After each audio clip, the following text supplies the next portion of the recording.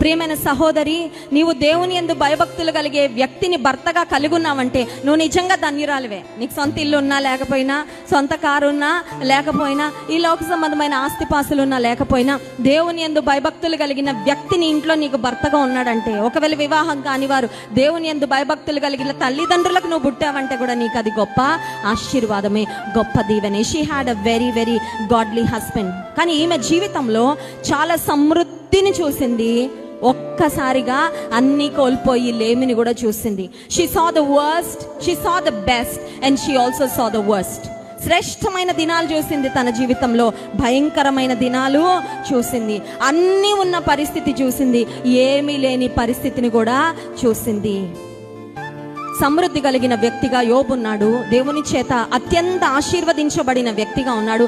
ఆత్మీయంగాను శారీరకంగాను ఎంతో దీవించబడిన వ్యక్తిగా ఉన్న యోబు జీవితంలో